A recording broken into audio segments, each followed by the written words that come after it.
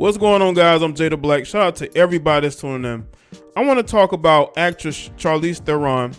She made it known about how unsafe she felt around Tom Hardy after he checked her for coming at him, cursing him out, being disrespectful, because I believe he was late on set and she thought that she was going to talk to him any kind of way, and he had to check her to the point to where she's talking about how she had to be on set with the producer at all times because she feared for her safety.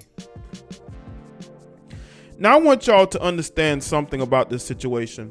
You know, Charlize gaslit this guy, and she did not like the ramifications of doing so. Not every man is going to bend the knee to you. Not every man is going to do what you want them to do. And in our society, men don't speak up for themselves. They allow these women to talk to them any kind of way because of their profession. Maybe it's the environment, but you don't talk to people like that. I don't care if he was late or not. That's for the director to deal with. Okay? And by the way, I haven't seen any stories anywhere of Tom Hardy being disrespectful to his cast members or cast members having issues with them, even though you don't hear a lot coming from movie sets a lot, but there's no trend here. And they filmed this movie years ago. But apparently, Charlize Theron felt the need to have this put out here. Now, I want y'all to understand something about her. This woman is a complete and utter weirdo. This is the same woman. Not only is she struggling to get into a solid relationship, but she also adopted two black boys and has basically turned them into girls. Look at the title of this. Charlize Theron relies on a village of black women to raise adopted sons as daughters. And people have allowed this. Nobody says anything. None of your loudmouth activists, BLM, none of these people, none of these I care about black people, none of those people say anything about this. This is the weirdo that we're talking about that got triggered by Tom Hardy. This is the type of person that we're dealing with here. This woman clearly hates masculinity and hates masculine men standing up to her. That's why she felt triggered and talked about how she feared for her safety, because she was the one who approached him cursing and running her mouth. But when he stood up for himself, all of a sudden you're in fear. You gaslit somebody because you don't respect men and you don't respect masculine energy. At least if they're standing up to you. She's a complete and utter weirdo. And I wanted to address that because nobody else is addressing it that I know. Let's get into this article from Yahoo. Mad Max Fury Road was released back in 2015. The two stars, Charlize Theron and Tom Hardy, admitted that they were at each other's throats during filming. Now, new details are surfacing in a new book about how ugly it got between the two. The New York Times pop culture reporter Kyle Buchanan spoke with over 100 cast and crew members who worked on George Miller's Oscar-winning blockbuster to write a new oral history, Blood, Sweat, and Chrome, and the truth of Mad Max Fury Road. In the film, Theron plays Imperator Furiosa, a post-apocalyptic warrior who betrays her tyrannical leader, Immortan Joe, to save the young women he keeps as breeders. But her escape plan takes an unexpected turn when she encounters Max, who played by Hardy, forcing them to work together despite their initial distrust to escape Joe's clutches. In interviews, Theron and Hardy said that life imitated art, as they had a great deal of animosity towards each other during the early stages of filming.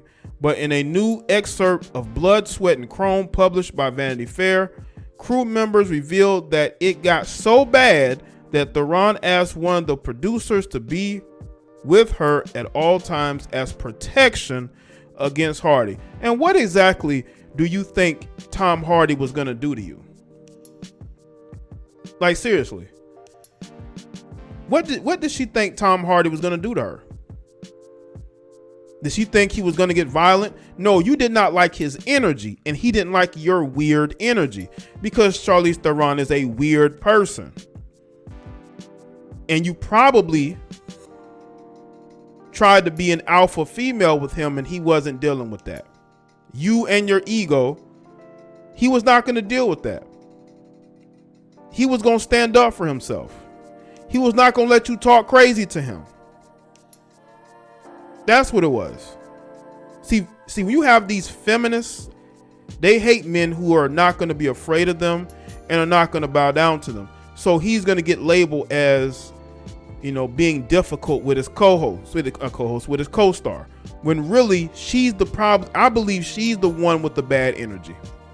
Absolutely agree that she's probably the one that has the bad energy towards him, because we haven't heard any other stories of, I could be wrong, y'all might know more than me, but I haven't heard any stories of Tom Hardy being difficult to work with.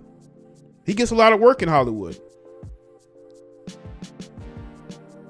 Early in the film, when Max and Furiosa met for the first time and promptly get into a fist fight over control of her war rig, Hardy and Theron did not speak to each other through the entire shooting of the scene. Tom would want justification for every bit of choreography, not just in the actual action, but in the pre-setup of the action and everything else, said cast member Richard Norton. Charlize, her basic want is simple. I just want to effing harm him. Let's shoot it. We get dailies sometimes for a specific sequence if we need to cut a shot longer, and some of that was chain-wrenching fight by the tanker, said editor J. Houston Yang. And boy effing howdy, was it clear that those two people hated each other. They didn't want to touch each other. They didn't want to look at each other. They wouldn't face each other if the camera wasn't actively rolling.